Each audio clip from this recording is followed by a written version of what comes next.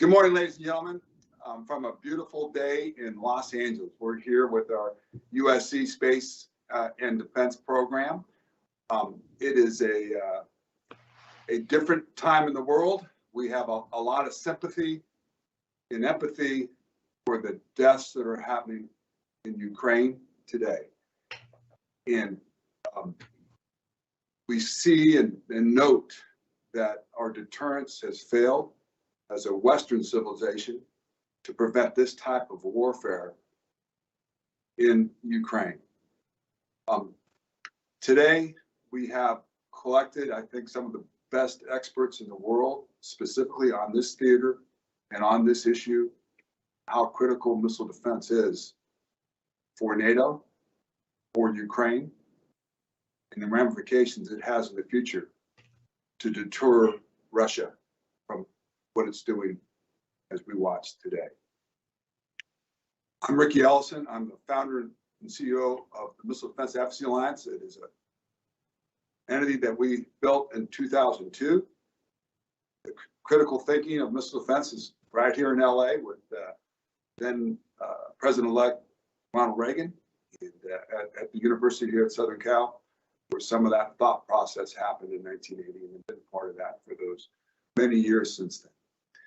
We're going to start off today with one of our best experts, I think, in the world on this. He's former Undersecretary of Policy, Department of Defense under the last administration. He has been to Crimea, he's been to Ukraine, he's been to Kiev, and he's negotiated many times with Russia. He is a phenomenal leader and spokesman on this issue and on many issues on that. So, ladies and gentlemen, I'll give the floor to John Rood. Well, thank you, Riki. I wish I'll have to ask MDAA to give me a recording of that introduction, send it to my mother. That was particularly good. Thank you very much. But it's great to be with everybody. It's a tough day to watch what is occurring in Ukraine right now with the Russian invasion continuing to proceed, and the fighting and the resistance that the Ukrainians being offered is it's heartwarming to watch, but also tragic to see. And having, as Riki mentioned, I've visited Kiev, I've visited Crimea, and been to Yalta, where after World War II, the famous agreements were reached between the United States, the three parties, the United States, Soviet Union, and Great Britain at that time. But as I watched some of the videos in Kiev and elsewhere, I've been to a number of those spots. I was looking at some this morning, just a few minutes before we came on the air, and I think I recognized a street that I walked down there. Beautiful, ancient city, and hard to see for people that are friendly to the United States and want a closer relationship with the West to see this. But one of the things, as I've read the press coverage about the fighting that has bothered me, is I think there is a sense of shock amongst many in the United States and in the West that this has occurred. And I'm a little shocked that there is so much shock, if that's a way to put that, in the sense that, when I was entering government for my last stint, in the beginning of 2018, the end of 2017, part of what we were discussing and getting the national defense strategy ready, and I was asked in testimony of Mark Montgomery here was there at the hearings, what do you think the greatest threats are, and what do you see the strategic environment looking like, John Rood? And my answer was, there's been a return of great power competition, and the specter of large-scale conflict has reemerged. And we can and may see conflict amongst the world's great powers. And the greatest near-term threat is Russia. The greatest longer-term threat is posed by China's capabilities and ambitions. And authoritarianism is returning. And, the reason I say that is, I think if you were like writing a novel, let's say a Russian history novel or something, and you look at the arc of evolution of President Putin and the state of capabilities in Russia over the past couple of decades, we really should not be surprised that we're finding ourselves in this situation. So it's frustrating to me that we're not better equipped and prepared, and we're still not, I think, adjusting sufficiently to the realities of the current world that we're in. When I started my career as a CIA analyst, and after the end of the Cold War, when we saw the Berlin Wall fall in 1991, there was, I think, a lot of misplaced euphoria that history has changed. I mean, there were even famous books, The End of History, that war and conflict and authoritarianism will be a thing of the past. And I was frustrated at the time as a CIA analyst to hear somebody that seemed well regarded, but I frankly thought it was foolish, and Daniel Patrick Moynihan, the senator from New York, arguing that things have changed so much we don't need intelligence services anymore. The CIA should be retired, as he would say in a clipped accent. And I just thought this is a foolish understanding and a misreading of history. These threats will not go away because there's a long track record of thousands of years that speak to the contrary. So I think as we look back on some of this, when in the early 2000s, and actually late in the 1990s, the Western approach to dealing with Russia was largely thinking, well, their ambitions were to be a regular country.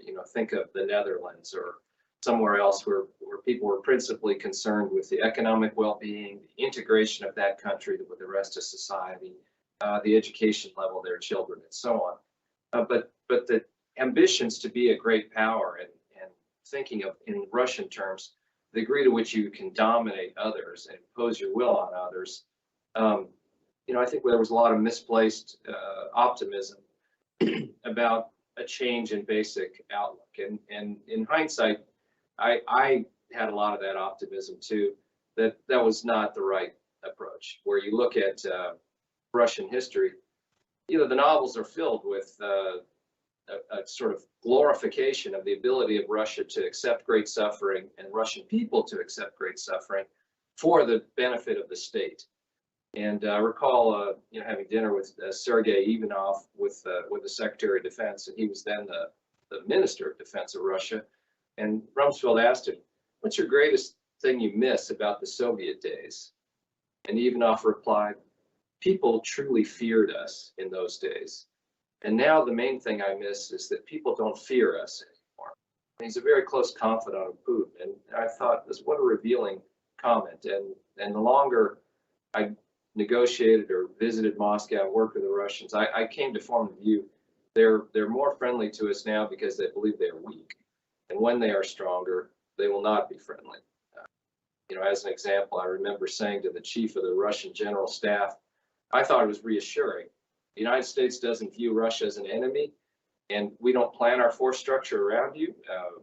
Our intention is to seek a cooperative relationship with Russia. And this really offended him. And he said, "Mr. Rood, why don't you regard us as an enemy? Why don't you regard us as a threat? Why don't you?" He was very angry. He felt offended that we were not sufficiently threatened by Russian capabilities. Well, fast forward 20 years, we're seeing very different, the results of 20 years of Russian military modernization. And we've been slow to react, even though some people have been pointing out some of our deficiencies in those areas. In 2008, you saw the arc of evolution of Putin being exploring a friendly relationship with the West in the early 2000s, and by 2008, the relationship is torn, and there's an invasion of 2 areas of Georgia, and then later in 2014, an invasion of Crimea, a strategic peninsula in the Black Sea that is part of Ukraine. And of course, today here in 2022, we're seeing more fighting. But I think you have to understand that President Putin's ambitions are to reassert Russia's sphere of influence around the world. They have new capabilities that provide some military means to do that. I think one of the things that we have to adjust to in the West is that the Russian style is going to be to avoid providing very clear indicators. They want to provide some deception, to use misinformation, to provide some confusion, or as a minimum, plausible deniability. And so it's frustrating to me sometimes to see people not learning the lesson from the past about Russian behavior. But remember, this is one of the principles that the Russian KGB colonel named Vladimir Putin learned in that trade, is always maintain plausible deniability. So even when there were photographs of Russian troops in Crimea, you recall, he said, well, they are peacekeepers. They are simply patrolling. They're not conducting any hostile actions. I mean, this is plausible deniability, and some in the West said, well, therefore we can't impose sanctions or take steps. So a few takeaways, I think, from today's conflict as we look at it. First of all, I think we have to assess and be more willing to understand authoritarianism and a willingness to use conquest and a lack of fear for the use of violence, whether it's to eliminate his domestic opponents or to use violence against neighboring states, will be there. And so we have to not talk in terms of rhetoric, political sanctions, and believe that that will lead to a deterrence of someone that's willing to use violence and force.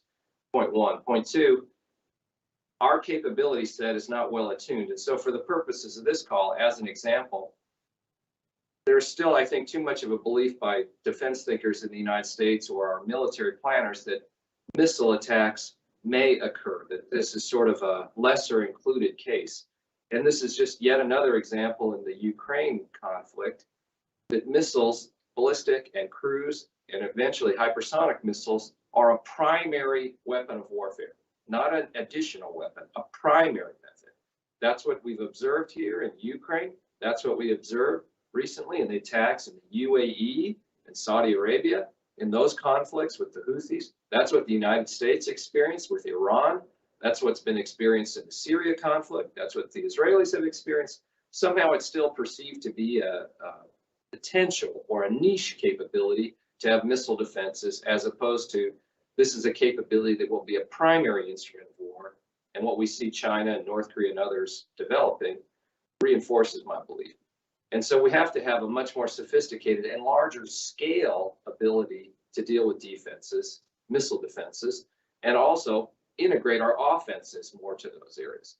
The other thing you're seeing, cyber attacks and other things are integrated into a joint force doctrine. Electronic warfare, the ability to integrate air and ground units in a way that is impressive on a military scale occurring. And that was what we saw in 2014 in the invasion of Crimea, the use of electronic warfare, UAVs integrated with fires by Russian forces. And then the other thing that we have to adapt to, point three, is Russian nuclear doctrine. You know, for example, when I was testifying 4 or 5 years ago about Russian nuclear doctrine and an escalate to de-escalate, I would point out in the 2014 invasion of Crimea, this was one of the things President Putin threatened. He said he threatened the use of nuclear weapons. He gave an interview and press conference where he said the Russian leadership had met to consider the use of nuclear weapons in that conflict. And they have a doctrine that emphasizes the threatened use of nuclear weapons or the potential release of lower yield nuclear weapons early in a conflict in order to dissuade the adversary either from fighting or from others from coming to their assistance. So I've been surprised at the surprise in this case when Russian President Putin has threatened the use or implied the use of nuclear weapons here, that people have said this is some new development. He did the same thing in 2014, and we've been warning about this Russian nuclear doctrine. Another takeaway is the failure of understanding about deterrence. We've really become quite, I think, slow in our thinking and not accurate and we need to rebuild strategic thought and strategic deterrence. So one of the frustrations I've had with both our current president, our last president, President Trump, and others, is this belief that I think we have to be careful in our statements that if they're not backed by force, if they're not backed by a willingness to use force, that it's actually counterproductive, I think. You know, for example, I didn't like that President Biden said the other day, the United States stands up to bullies and we will stand up to this bully. Well, it implies that the United States will use force to oppose the invasion in Ukraine.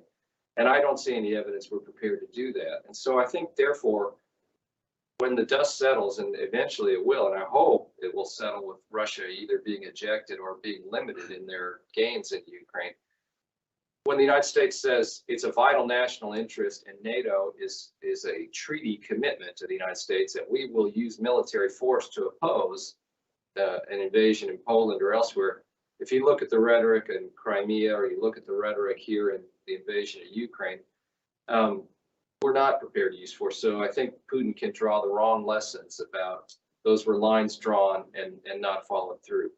I think we've got to be clear about what our national interests are, our vital national interests, such that we're willing to commit our sons and daughters to combat. I think Ukraine has been a very friendly country, and I'm glad to see the United States providing military aid there. But I do think we have to be careful about not appearing as though the U.S. forces are going to fight and defend Ukraine, because I think they're not a treaty ally. They've been friendly. They've sometimes been ambivalent about whether they truly wanted to be a NATO member or other things. We should oppose, economically and politically what this terrible invasion the Russians are doing. But mostly we need to send a signal. We're reorienting our nuclear doctrine. We're reorienting our capabilities to be firm in defense of NATO. And we need to adjust our force posture. We have too many of our forces, in my view. We've become a very home-stationed U.S. military in the United States. We don't have, for example, our missile defense forces are principally in the El Paso, Texas area. We should have more of our forces, and the bulk of our forces, in the Pacific and in forward locations like in Europe, to provide presence, but also to be able to move to hot spots quickly. And we've got to adjust our capability set. I do think, I don't mean to be too critical of what President Biden is doing. I mean, I was very critical of what President Trump did in many areas in this area. That's just one of the reasons I'm told that he asked for me to resign when I was there. I didn't agree with him withholding aid, military aid to Ukraine, as an example. So I think there are capabilities we can continue to provide them, but we also have to think about our own capabilities and how we would fare. And we need to bulk up our missile defense capabilities. We need to bulk up our strategic doctrine. We need to be more serious about nuclear forces and how that plays into our discussions and our doctrine. And then we need to round out our capabilities and that of our allies in things like cyber, space. And that will by necessity require less investment in conventional forces, general purpose forces, and other areas where it's easy to cite the need for improvements there, but something's going to have to give in our prioritization to make room for what I would argue is where we need to go. So maybe that's just a little bit, Riki, to set the table, and I'll turn it over to others. Yeah, no, thank you, John. It was a great perspective. Getting into a little bit more detail. Yes, we have missile defense capabilities in our country that we, and Europe has missile defense capabilities. Why aren't they being? Is it lack of provoking? They're scared of provoking a war, or is it, lack of wanting to understand what the deterrent is? Put missile defenses on NATO bordering states as soon as possible to stabilize what we see. You are particularly pointed out how they attack. Well, I don't know the specific reason the Biden administration hasn't done that, but I suspect it's a couple of things. One, recall, we have, in my view, far too small a force to deploy in these areas. This is one of the things we had debates about when I was last in the Pentagon, that we have too small of a THAAD force. We have too small of a Patriot force. We are not taking seriously the volume, demand, and the sophistication that an adversary could put forward. So one, I think there's not as many assets total as there should be. Secondly, I do think there appears to have been some reluctance to deploy too much or to be seen as responding too heavily from the United States. But I think that would be a very helpful initiative, particularly in areas like Romania or elsewhere, Poland, that are very close to where the geographically where the fighting is occurring, as a reassurance signal. Now, the other thing we've got to consider is these mobile assets are meant for deployments for relatively short periods. If we want to have an enduring presence, operating Patriot, THAAD, things that are meant to be mobile and maneuverable, they're not. We learned the hard way in some places when we have them performing enduring fixed missions that they struggle to do that over long periods of time. But I would like to see NATO much more committed to this, the United States playing a bigger role. I'm glad to see that so far, at least, we have not offered some concessions like getting rid of our sites, missile defense sites in Poland or Romania, and I hope we don't do that. I think it was ridiculous, the indication by some saying offering assurances to the Russians we wouldn't arm these sites with offensive systems. And you do see the benefits of the Russians having violated the INF Treaty for over a decade. They're using intermediate range missiles to quite good effect on the battlefield. We in the United States were foolish to stay in that treaty as long as we did. Very pleased that that was one of the accomplishments I'm proud of, that we got out of that during my tenure, and I played a role in that. And that's another capability that you have to have both offenses and defenses playing together here, I think, to exercise deterrence. But we also have to be careful where we draw those lines, what our messaging is, so that we're more sophisticated and accurate with our deterrent messages. Thank you, John. Thank you. Our next speaker goes right into that theater. Lieutenant General retired Ty Thomas. Ty was a director of operations for, for U.S. Air Force Europe out of Ramstein. He was in charge of strategic deterrence and nuclear integration. Welcome, Ty.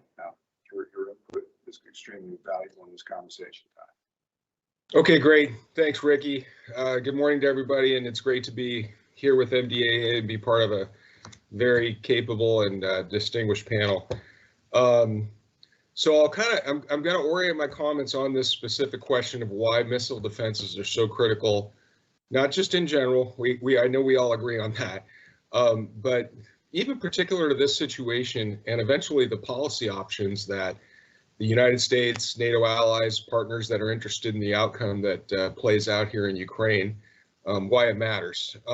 Before I dive into that, John, thanks for those your initial comments, and it reminded me also that I've been willing to bet I think every single one of us speakers have had a meaningful touch point with Ukraine and the Ukrainian armed forces. My example is that back in, it would have been 2016, I spent some time at Melitopol Air Base. We just saw it on the news, big explosion. There's some talk about whether the Russians took it or not, but the 86th Airlift Wing, which I was in command of at the time, had a sister relationship with the 76th Guards Air Transport Brigade, which flew the IL-76 out of Melitopol Air Base.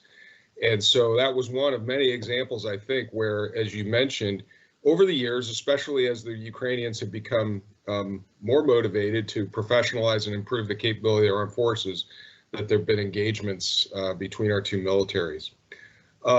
So to go to the current situation, we have an idea what's going on. The tactical situation on the ground, much more difficult to kind of understand exactly what's going on. But what's very clear and very encouraging is the Ukrainians have chosen to fight, and they're going to continue to fight. That seems evident. How long and under what circumstances, unknown. But at least for me, that was still a question all the way until a few days ago, is exactly how much resistance they would put up, and they're fighting hard. So I think that's one fact that we can work with in this discussion.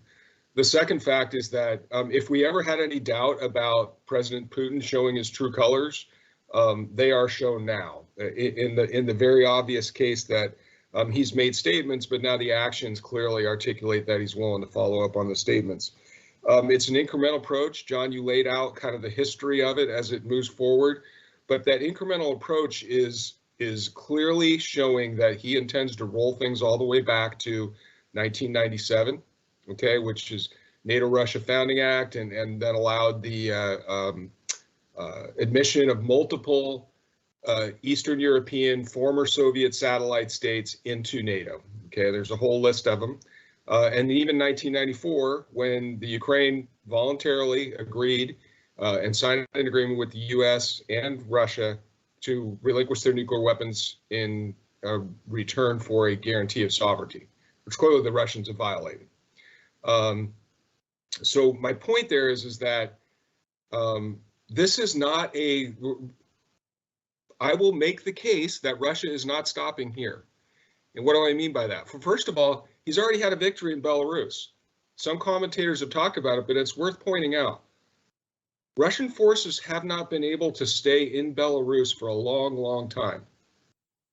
They are in Belarus now. Belarusian government officials have said, and they're not leaving for a while. And I would submit that it's a reasonable argument that they're not going to leave. They're going to probably rotate. They might not be permanently based, but they're in Belarus. Okay, so situation changed now if you're Poland.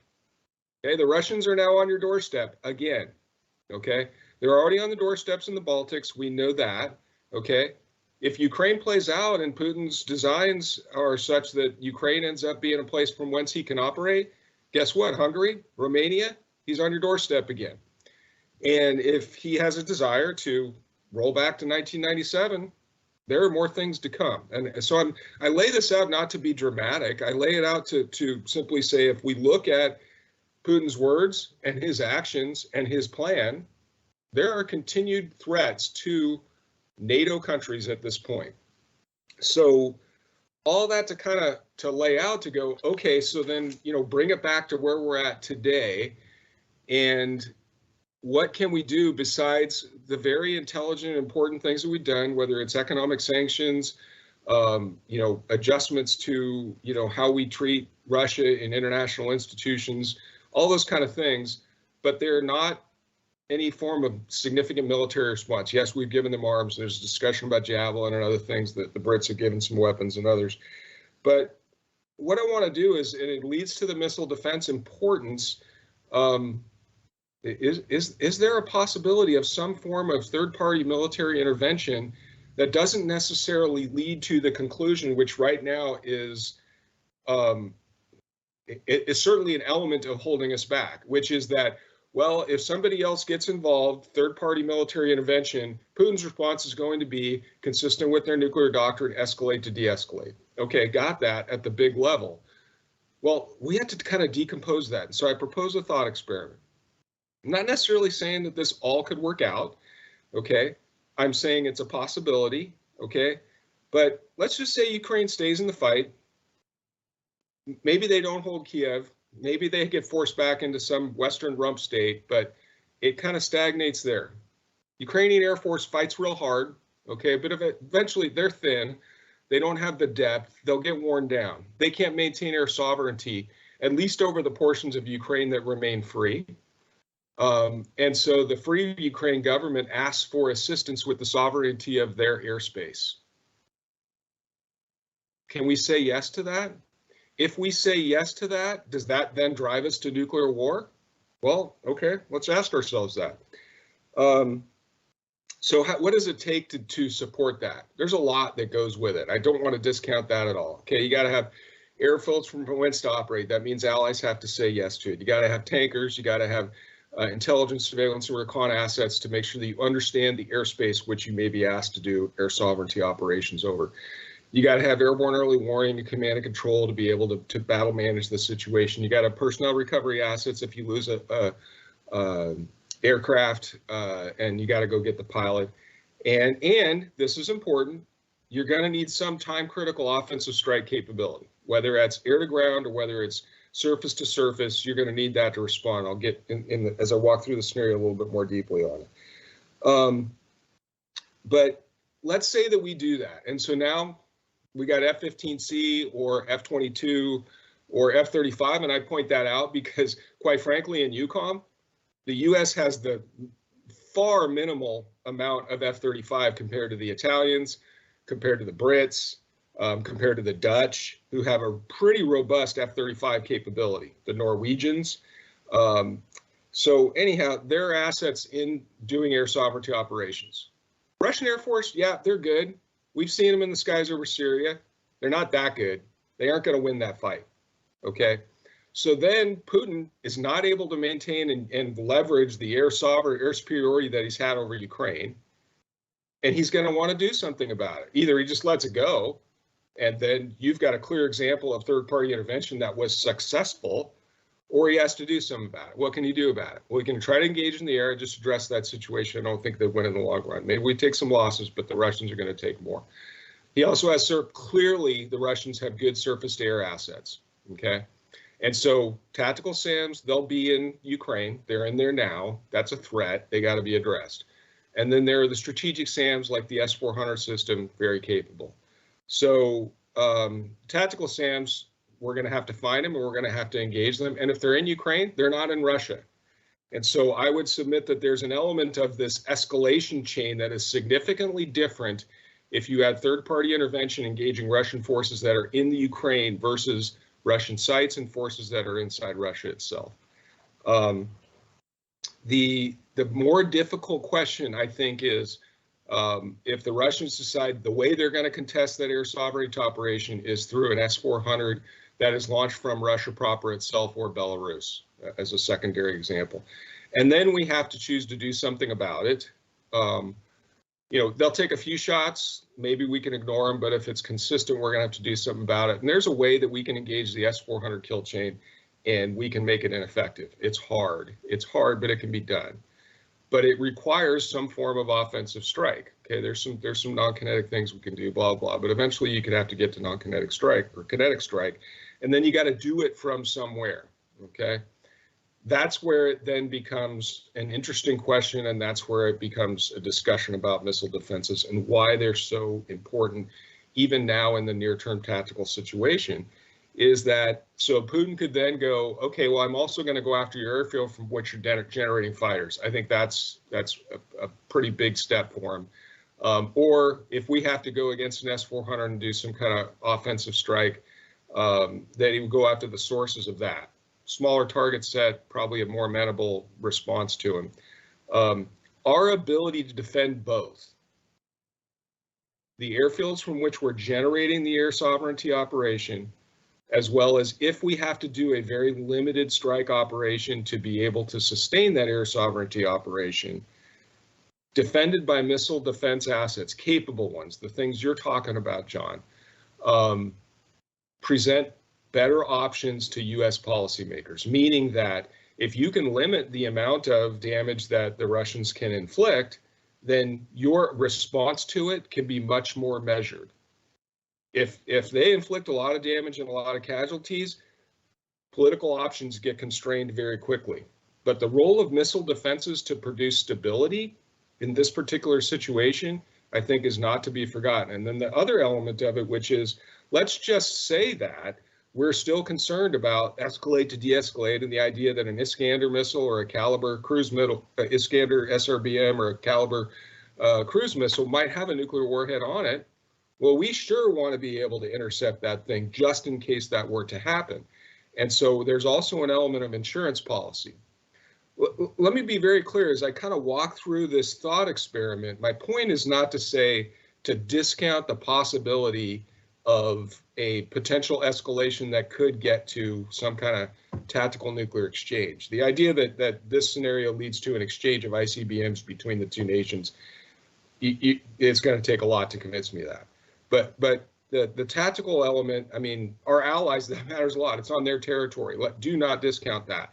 But my point here is that the type of things, the steps that you would have to go through, just even to convince yourself that Putin would respond with a nuclear response, just because we did an air sovereignty operation that's legal because Ukraine has a duly elected government, you got a UN charter, all these things that would say it's a legal request for them and a legal response for us to do it, I think is a bit of a stretch.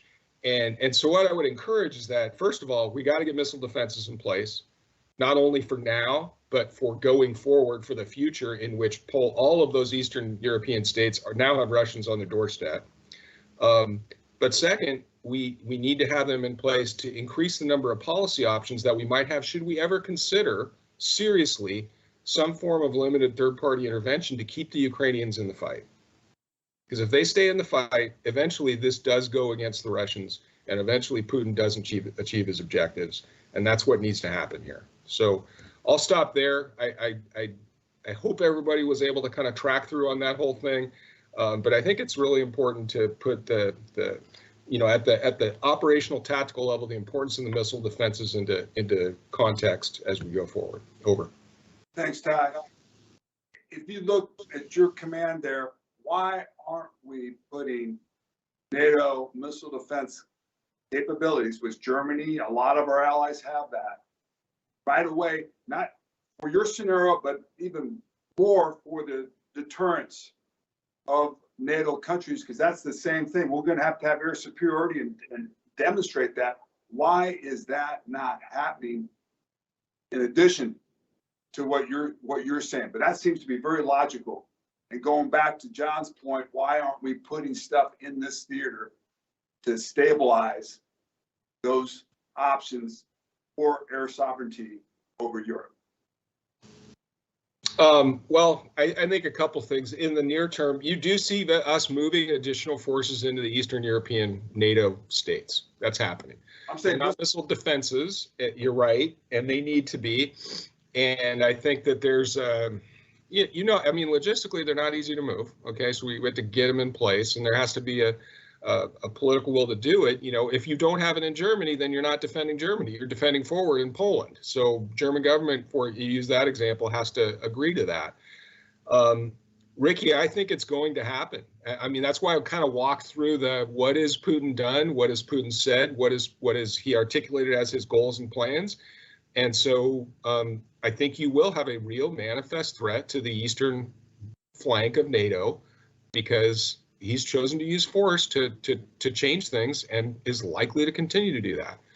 So I think it's simply a matter of time. Over. Thanks, Ty. And you lead right into Dave, because Dave is the guy. Dave was the former 10th AAMDC commander, which is the Army Air Defense for Europe, that reported to U.S. Air Force UCOM on that strategy and what we're doing there. So, Dave, we welcome your comments as this discussion gets deeper and with more breadth. Yeah, thanks, Riki, and to my esteemed colleagues, always a pleasure. And thanks for the opportunity on a Saturday, no less. Hey, what I'd like to do, Riki, is just bring it down to the tactical level and highlight three areas over the next few minutes. And as stated, former 10th AAMDC commander, Army Air Missile Defense commander, organic to U.S. Army Europe, responds and answers to the EUCOM commander, European Command commander, who also was dual-hatted as the Supreme Allied Commander of Europe at this time, General Walters. In addition to that, in fact, where I met Ty Thomas, Lieutenant General, retired at the time, was our relationship with USAFE, and today USAFE Africa. And so while there was no organic or any type of doctrinal relationship, we as a AAMDC worked just as much with U.S. Air Forces Europe as we did with U.S. Army Europe. So I say all that to highlight what's already been mentioned by both John and Ty, is within the realm of air and missile defense systems and capabilities, there's that proverbial high demand, low density. And the question remains is not only for a U.S. perspective, but now talking NATO writ large, is how to, and not just NATO. Let me back that up and say the partners also. Sweden, you've got Austria, and a few others in Europe that are also contributing. But how do we contribute more, and how do we gain that greater capacity and capability? As John said, how do we forward position these assets? Why are they, the continued desire to maintain them, mostly at Fort Bliss, Texas, but at other continental U.S. locations. So the 3 points real quick. Want to talk about the Russian threat. Many reports out there since the invasion began on Thursday, and as I look at my watch, the sun's going down right now in the Ukraine. So it's getting dark there, and there's probably great potential for even additional unmanned, manned cruise missiles, short range, medium range ballistic missiles targeting specific areas. For those watching the news and reading open source, Kiev, obviously the capital, which is, in my opinion, would be the center of gravity for Putin. You take the capital, you take the country. But not just Kiev, but military installations, intelligence agencies, military bases, power projection. Those are the areas that are being targeted with these Russian threats. I know we saw in 2014, the importance of what I call hunter-killer, with unmanned capability, full motion video, and then long-range rocket and artillery strikes. So I would not be surprised if that's not continuing as well. So the BDA, I think I use the term battle damage assessment, but if my numbers are accurate, it's 200 plus of these cruise missiles and ballistic missiles that have been fired into Ukraine. We've heard a little bit about cyber, a little bit about electronic warfare, but I haven't heard a whole lot. In fact, I heard on the news this morning that the power grid, internet still functioning in most of Kiev at this time. So that's I'll stop right there on the Russian air-to-ground threat. Second point I want to talk about quickly is NATO and the eastern flank. And as you mentioned, Riki, and what a great opportunity as a former commander to participate in numerous exercises with every one of those NATO countries, and again, not just NATO, but some of the partner nations were also involved, which included the Ukrainian representatives, if only in an observing capacity. But the opportunity, as mentioned, I think Ty mentioned, some of these countries that possess, for example, the Patriot weapon system, the Dutch and the Germans. We know the Poland and Romania have recently begun to receive Patriot systems, and it will take time to get those systems in place and operational. But they have other capabilities. Now, I say that because some of those other capabilities, of course, up into the Baltics as well, are former Soviet Union capabilities, SA-2s, 3s, 5s, and so forth. And in addition to that, there are command and control nodes also that were built by the Soviet Union. So there's a challenge there. But as Ty mentioned in his talking points, if Putin is successful and he is able to occupy Ukraine, you now have the Russians on several NATO nation doorsteps. So how do you plus up those numbers when it comes to NATO as well as partner air and missile defense capabilities? And that brings me to my third point.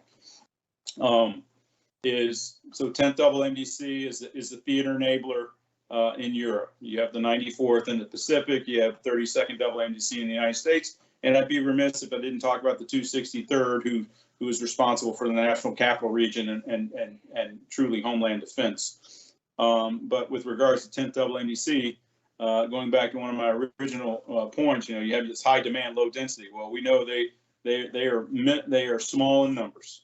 One Patriot battalion, one short range air defense battalion, some of which are forward deployed and supporting some of those formations that have also come over from the continental U.S. With regards to establishing a larger footprint along the NATO's eastern flank.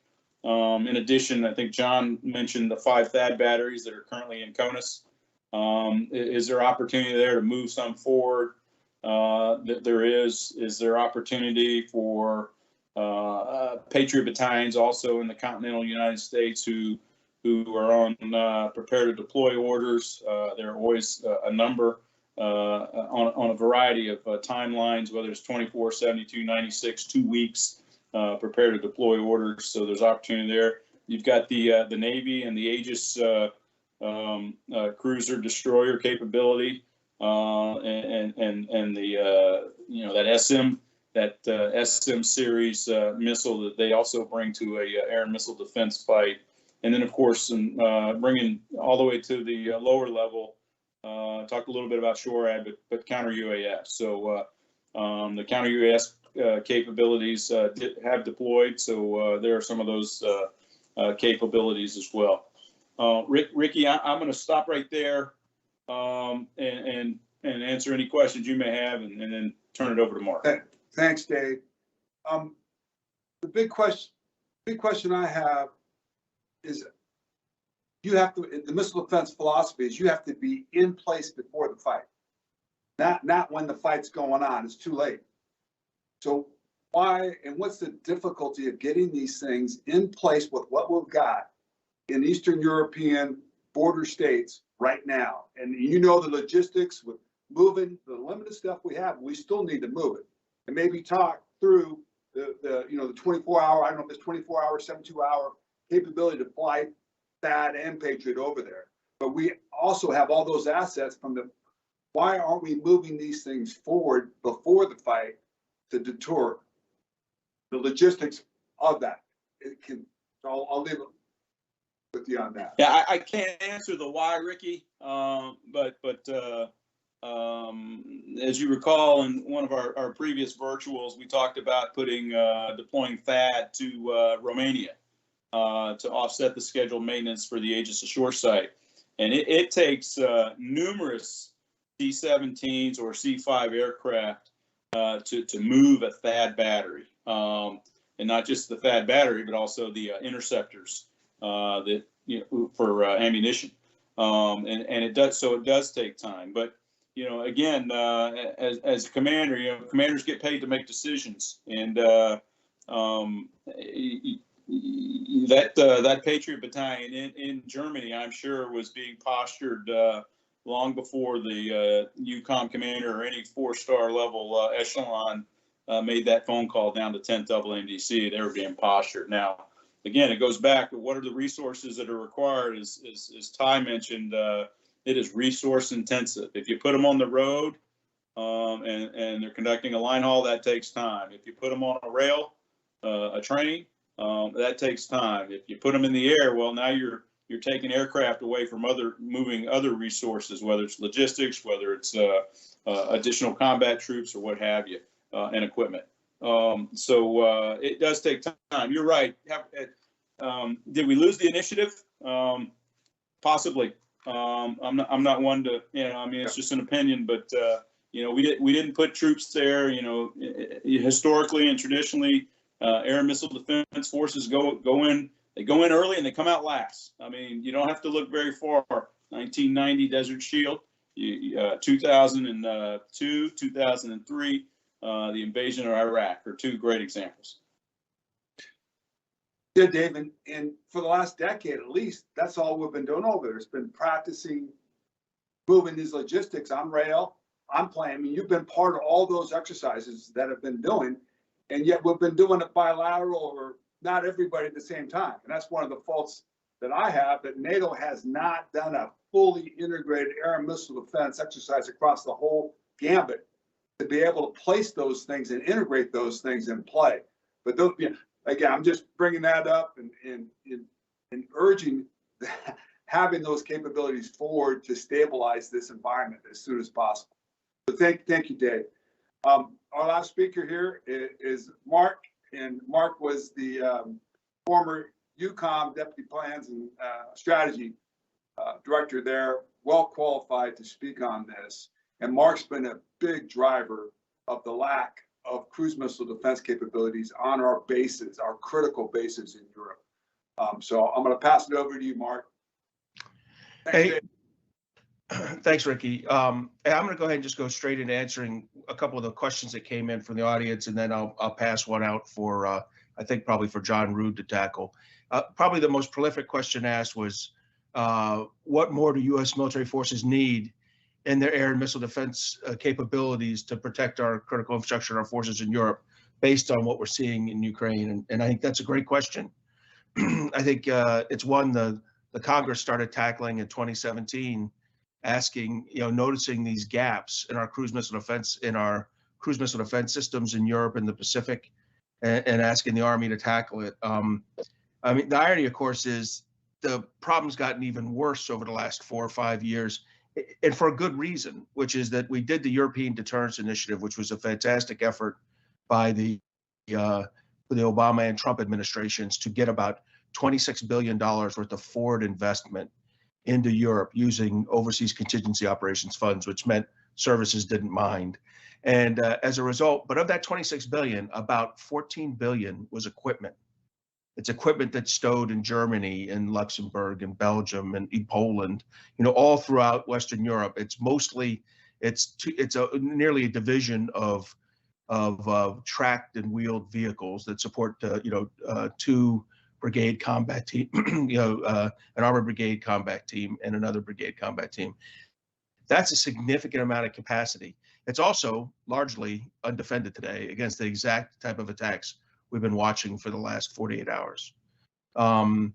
It obviously would be, it could be attacked by IRBMs, SRBMs, or cruise missiles, your take. Now, we do have limited capabilities and capacities in Europe at the 10th AMDC with some Patriot. But when you think about the defended area each Patriot battery can do, we're talking about less than 1% of the European theater can be defended at any one time right now. That's because we have not built cost-effective cruise missile defense systems. And we need, we had these throughout the night. If you, in the 1980s, or 1970s or 1980s, you went into Europe, you saw more than a dozen battalions with 20+ batteries of Hawk Rapier systems spread throughout Europe, owned and operated by the United States and our allies and partners ubiquitously. I mean, just quite a bit of that equipment. Since the 1990s, we've decommissioned those systems and basically failed to replace them. And it's been an acquisition kind of black hole for the Army with SlamRam, MEADS, and now IFPC kind of really struggling and eventually being canceled, except for IFPC still going. Look, I've given up on the idea. Congress asked the Army to do a gap filler. I've given up on that. The Army has successfully rope-a-doped Congress for 5 years now, pretending to buy an Iron Dome to fill the gap and such. And we now are at the position where we really just need IFPC to get to maturity quickly and then produce it in large numbers. And IFPC being the Integrated Fire Protection, I'm saying the complete acronym incorrectly, but a short-range air defense system for the Army. We need that out there. In the meantime, Riki and both you and John and Ty had great points.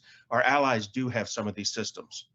Our allies have NASAMS, the same system that protects the National Capital Region. Portugal,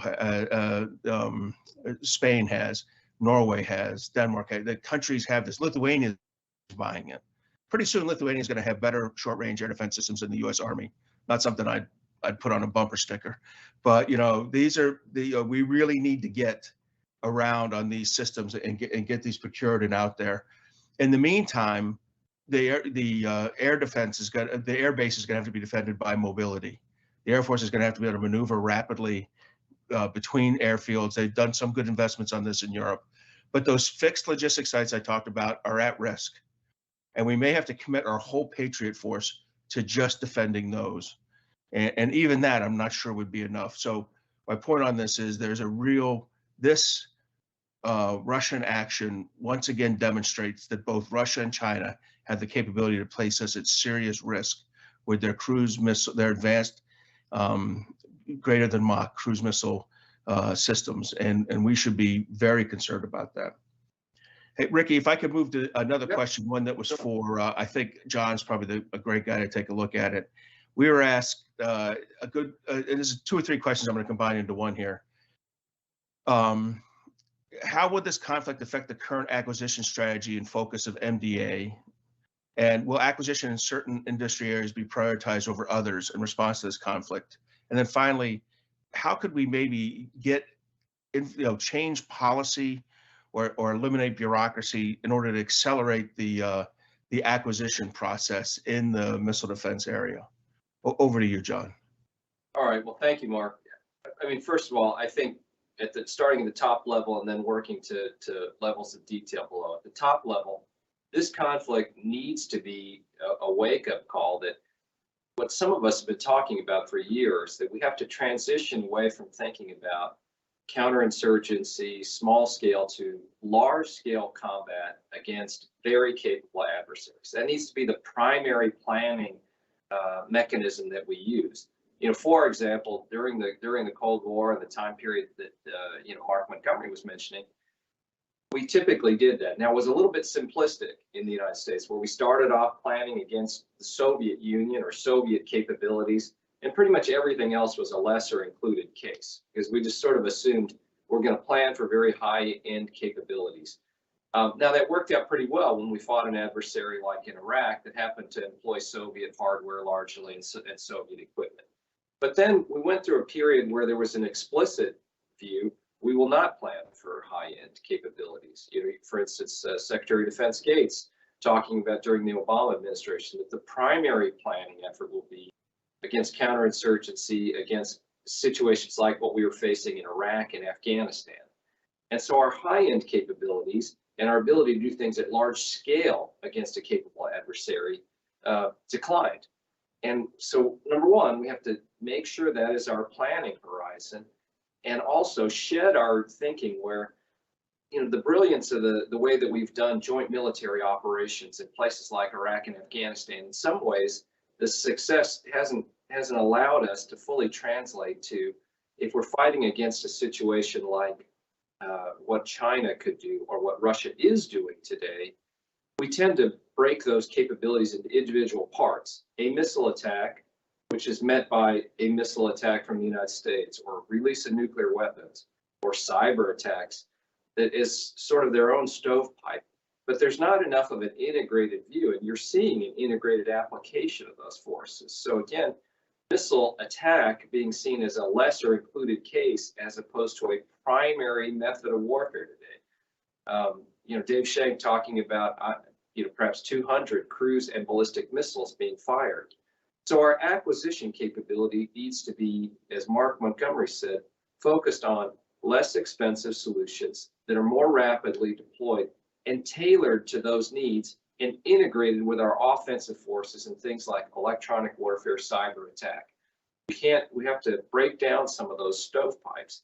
Now, where that, I think, as a practical matter means, unfortunately, over the last 20 years roughly, we've made MDA's authorities into what we see traditionally in the services, the special authorities to move rapidly, with rapid acquisition, to set requirements on their own, have been rolled back to essentially they're very similar to the rest of the department. So when I served in government, for example, in the White House, and the president instructed MDA to deploy for the first time a national missile defense system to protect the United States against long-range attack, that was 2002. In 2004, the system began operations. Now, it was a limited deployment, and it had limited capabilities that had to be improved over time. But that's what rapid acquisition authorities can allow you to do. There were no JROC sessions. There were no unique requirement sessions that lasted 18 months. This is moving out at the pace of technology development. So we have to do more of that. We also have to get away from, I think, some of the way that we're thinking about our air defense capabilities isn't recognizing the volume constraint. And so Patriot, as an example, has been improved, a very capable system here in its 50th plus year of existence. But it's oriented around a very large missile. Pounds equal cost typically for the missile. Larger missile, larger cost. Secondly, we're still at about 70–80% of the cost of the missile being in the seeker, in these unique capabilities. So one of the approaches that we have to think about is much smaller missiles can be produced, and that's being done in places like Israel. They're typically more adapted from air-to-air weapons and using airborne platforms for activities like that. But then using radars and other things to provide terminal guidance with a dumber, if you will, less sophisticated seeker at dramatically lower costs. We've got to look at some acquisition approaches that allow for that. We have to have a much more integrated approach between ground-based air defenses and airborne air defenses. We're not taking full advantage of the synergies that can be found there that would enable you to effectively defend against something like what the Russians are doing. And offenses have to be linked to that. It can't be just a defense-only activity. Offensive forces today are still sort of kept separate as opposed to an integrated rapid-fire capability where you're both suppressing and defeating attacks and defending at the same time. And some of the other principles of warfare have to be more applied to missile defense than they have been in the past. Things like maneuver, firepower, volume, some ability to sustain damage and continue to fight. Those are not yet really things that we've incorporated into our acquisition approaches, and they need to be. In the short term, we would have to fight with what we have, but acquisition's about what's in the future, and we've got to really, I think, up our game in that area. John, just on that direct question though, does MDA assume cruise missile defense? Does MDA assume these? We got a bunch of services doing this. What's your thought process on what MDA should do? Should they be the lead on this or not? Or I personally would like to see them as the lead. I think that makes a lot of sense for ground-based cruise missile defense, for things like defense of airfields, defense of fixed assets. And I think they can be the integrating agent, and they've shown when empowered, when led well, when fully, sufficiently funded, the capability that the United States can do. But we have to change the way that we're doing that. Today, if we just maintain the current MDA structure with the current MDA authorities, current MDA approach, I don't think you're going to get a substantially better approach than the services. If you empower them to be a more rapid, free-flowing acquisition system where you're looking at the rate of technology that can be fielded and operated successfully and improved, and then as you go, finalizing and harmonizing your future plans and making it more of an evolutionary approach. We still operate with an idea, let's get the requirement exactly right. Let's set the requirement 10 to 15 years in advance, and let's execute a very diligent program over the next 10 to 15 years where we have somehow divined exactly where the future warfare will be 10, 15 years later and develop the capability, as opposed to an evolutionary approach. And sometimes I get pushback from people in the defense sphere that say, well, that could be very dangerous. We could have capabilities that don't work.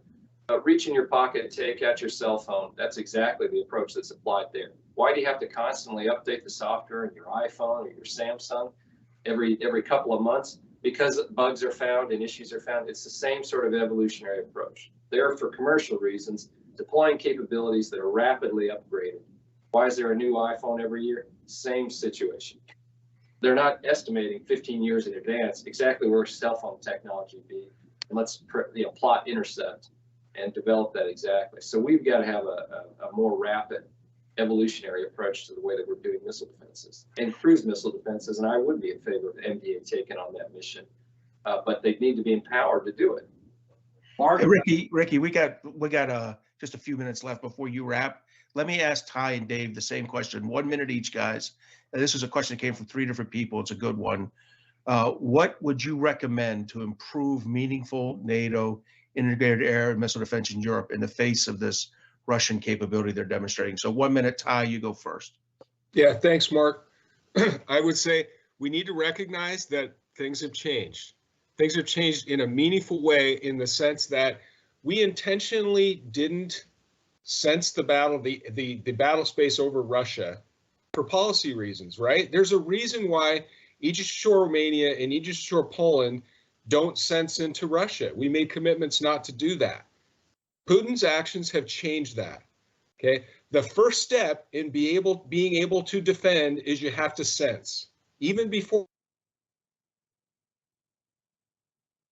for us to start sensing the battle space over Russia every day until this changes, and it's not going to change for a long time. So I'm talking about tippy twos looking into Russia, and soon, and staying that way. That's the first step. We can go a lot further, but in 1 minute, Mark, that's it. Over. Thanks, Ty. David, over to you. Yeah, real quick, and Ty took part of my comments there, and that's okay. I see it as 3 points. One, you got to see it, and I'm talking NATO collective efforts, meaning you got to see it and you got to be integrated. 2, you got to share that information, so you got to have that shared early warning through a number of command and control nodes and passing data, timely data. And then number 3 is you got to defeat it. And so, we haven't talked too much about the integrated battle command system, but really a layered approach we have talked about from IFPC, as you mentioned, Mark, all the way up to Aegis, THAAD, and really we can get into space as well. So see it, share it, and defeat it. Thanks. Hey, thanks, guys. Ricky, over to you to wrap us up. Yeah, we'll a few wrap it minutes up. late. I'm just gonna ask everybody to make a closing comment on the effect of what's happening with, and the importance of missile defense with that. So I'm gonna start with John to close it. Well, one, I think we have to recognize the moment and learn from it. And it will take us time to change our capabilities, to change our orientation. We got to restore our ability to practice effective strategic deterrence. We got to take seriously the need for our planning horizon to be that we're facing large scale adversaries, that authoritarian governments willing to use conquest to advance their aims are back. And we should not be surprised. That's actually been the historical norm. And we should be prepared for this in the Pacific theater with China, and we should work with our NATO allies to address it. And we've got to have much larger scale missile defense capabilities that are more tuned to a very advanced threat. And we should explicitly plan for missile defense operations against countries like Russia and China. Thank you, John. Dave? Yeah, 2 points, Ricky, and thanks again for having me in the middle of a move, no less. Two points. One, as mentioned previously, we got to forward some of these capabilities. Speaking U.S. Initially, get them forward deployed, whether it's in the Pacific, whether it's in Europe. Recognize what's going on in CENTCOM is while there's still a threat in the U.S. Central Command area of operations. There are multiple nations down there that possess a layered air and missile defense approach to provide that capability. And then the other point is just highlighting again the need for more greater capacity and capability of air and missile defense. Again, not just U.S., but across our ally and partner nations. We need to speed through the research, development, testing, and experimentation, and get the capability into the hands of the warfighters. Thanks again, Ricky. Thank you, Dave, for participating. Ty? Ricky, again, thanks for including me. The first thing I would say, and I may be a little bit alone on this one, but I do think that we need to make sure that we've really thought through how this particular situation in Ukraine plays out, and do we really have no options on third-party intervention, and the implications as we work through that of missile defenses like now. What does it mean, and should we be moving things to even enable those options? So that's point one.